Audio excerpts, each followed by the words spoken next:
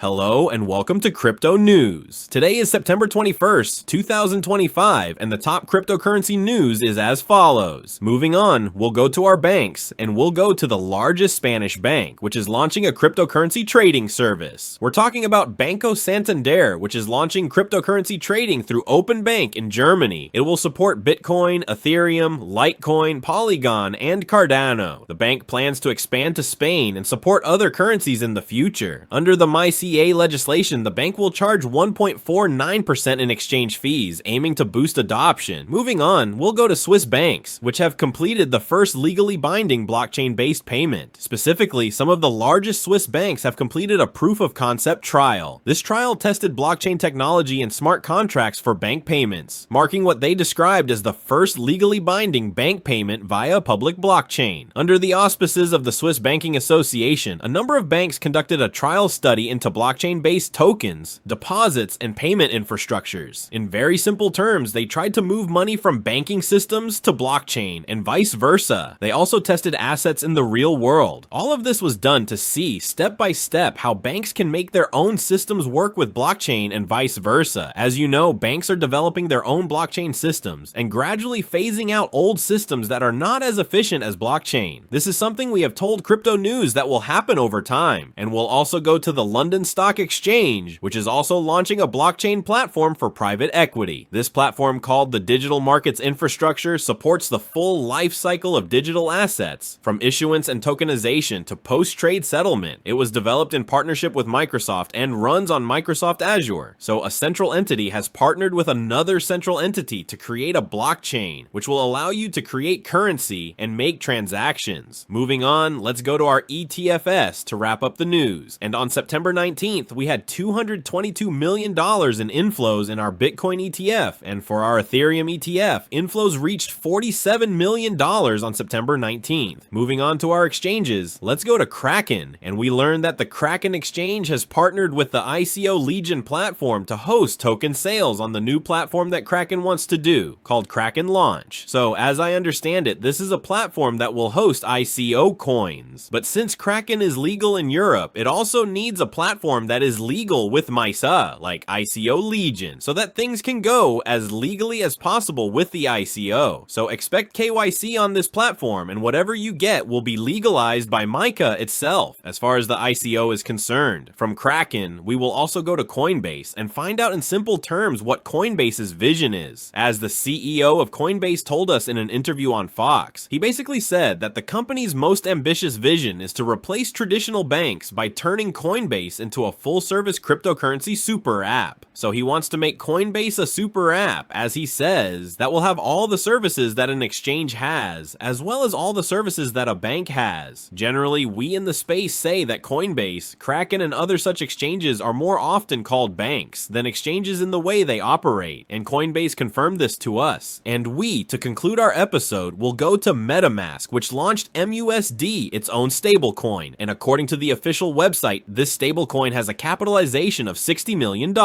It is still small, as you understand, and to ask, with so many stablecoins coming out, how will I manage to take the power from the big stablecoins? Because we no longer have 5 to 10 stablecoins, we have definitely exceeded the 30 stablecoins that I know of in the cryptocurrency market at the moment. Well, another stablecoin if you want to use it. And for the latest news of the day, we're gonna go to Chiliz, which has made a very interesting partnership. Specifically, Chiliz has acquired 51% of the shareholders of OG Esport, which is essentially a video game organization founded in 2015 by some very big Dota 2 players. Let's say that OG Esport is also a token in Socius, which is Chiliz's platform for essentially creating fan tokens, so to speak. And this is a way for Chiliz to get more involved in gaming and esports, as it is a platform that can benefit a lot from esports competitions, as you understand, and create typical team tokens, like it does for football, basketball, and other sports. And it's time to go to our favorite cryptocurrency market, with Bitcoin reaching $115,000. The price is very high and waiting for Monday, as far as we can tell. And all that's happening in the market is that more and more whales are waking up. And there's another whale from 12 years ago, which is now moving 1,000 Bitcoins in various directions. So more and more Bitcoins that we thought were lost because they had been sitting still for years, we're now seeing them slowly waking up, with Bitcoin over $100,000.